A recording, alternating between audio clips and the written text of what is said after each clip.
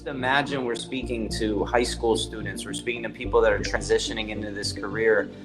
Speak to how you managed your time as a young chiro student and now how you're managing your time as somebody who's kind of reprioritized your needs. In the main umbrella, I think the biggest thing is you got to get a schedule, got to get a calendar and fill out all your classes. I think that's the main thing. And especially in chiropractic school, you have so many different classes. You got to balance all of that. And so just getting a calendar with all of your classes on there. And I know now we're doing like this hybrid, a lot of online classes. So it's a little bit different with that, but just in the mainstay, you know, with normal classes, we're on campus.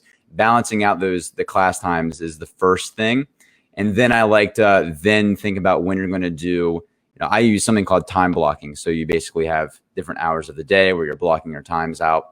And so I'll use Google Calendar and I will just then have hours of the day that I'm going to work on getting my schoolwork done, you know, hours of the day where I'm going to be in classes, you know, then I'll plan out stuff like when I'm going to be in the gym, when I'm going to do things like meal prep. Then I balance like clubs I'm going to. I'll even balance like when I'm going to clean my apartment, just do like normal errands and stuff because I got to schedule that stuff in too, you know? So really just time block all the important stuff and kind of just layer it down and then put it in your calendar. Just that way you have that time blocked off for yourself so you know what you're going to be doing at what time of the day. And you'll kind of figure out when the best time you like to study, when the best time you like to get assignments done, when you like going to the gym. You'll kind of start to figure all that stuff out for yourself. And then I think the second thing you need to do is keep some kind of like an assignment tracker or like a task management tracker where you basically put all of your assignments, all of your quizzes, exams and stuff onto a sheet, which you can track. And so for that, I like to use an app called Todoist, not to-do list, but without the L. So Todoist.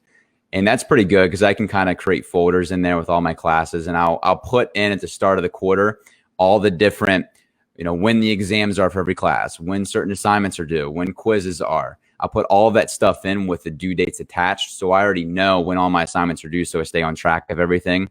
And then that way you can kind of prioritize what's most important right now.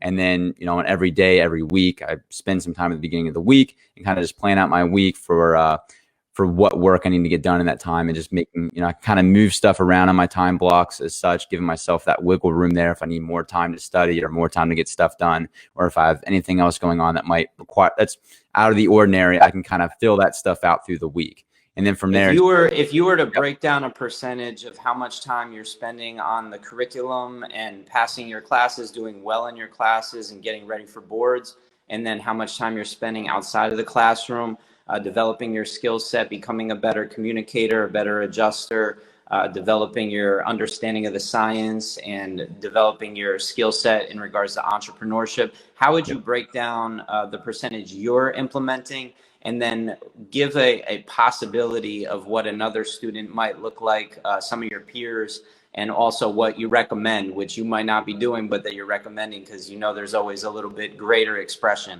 that we could be doing, right?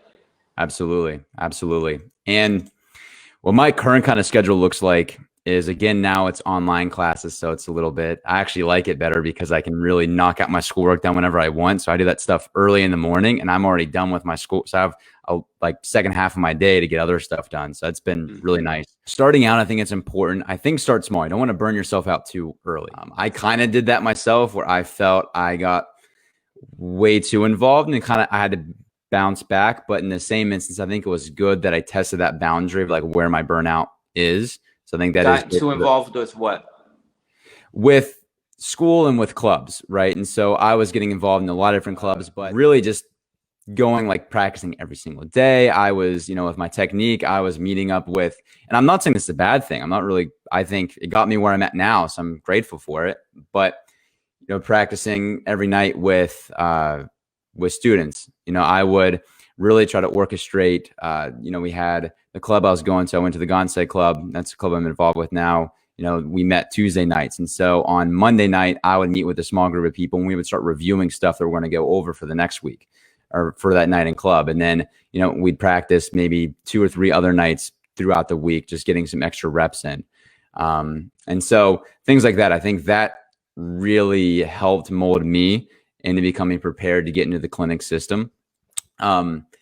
But yeah, I would recommend, I think if you can get involved in just a solid technique club and just start learning the basics, I think the most important thing with getting involved in something like a technique club is you want to start with something that's more foundational. That's what drew me into Gonstead at first. Was it's a foundational technique, and a lot of the stuff in the technique is spread throughout the curriculum as well. So I knew that learning the Gonstead technique, because it's a full spine technique, it was going to prepare me for the clinic, because in the clinic we do full spine. So it really is basically the same thing kind of coming together. So I was like, well, at the bare minimum, even if I don't stick with Gonstead long term, I knew it was going to prepare me well for school and through clinic and make me a better chiropractor starting out. So I got involved with that. And I think the club too kind of took care of like the building process. They do a tier-based system, so it wasn't like I was being taught stuff way over my head. But just really feeding that. And I think my real advice though with students is to not neglect that stuff. I think really, in my opinion, I believe that that extra, curriculum that you build for yourself outside of the classroom is just as important as your schoolwork, if not more important, really. But you got to value your school because you got to get through school. But I believe even starting out, really understand that it's like the same importance, that this place that importance on yourself, like going and practice your technique or showing up to club, is just as important as showing up to your class. And that's something I tell younger students now in school is like, whenever they come to club, I'm like, okay, I want you guys to commit to club this quarter and treat it like it is a class. We meet from 6:30 to 8. And so from 6:30 to 8, you're not going to miss your class. So I don't want you to miss club. And so a lot of times in the younger quarters, we can amplify the difficulty of school in the moment. And we can amplify, we can say, oh, I have all these exams and all this stuff going on, I got it caught up on. And then what starts to slide is the stuff we're learning outside of school, the technique, the business, the communication, even stuff with your own personal health is all. It kind of goes out the window and you're focused on classes. But you got to realize it's not really benefiting you as a person in the long term. It's not really going to benefit you as a chiropractor in the long term. And that stuff, quarter after quarter, semester, term, try after try, that's going to start to build up. And you think in the beginning, like, I'm just going to stay and study, I'm not going to go to that technique club. Well, you do that quarter after quarter after quarter. Next thing you know, you're in clinic. Next thing you know, you're out doing your preceptorship. Now you're graduating, and you're like, I don't know any. I'm inexperienced, and I feel that happens to a lot of chiropractors. And so I think really just committing it, that it's a part of your education, a part of your growth.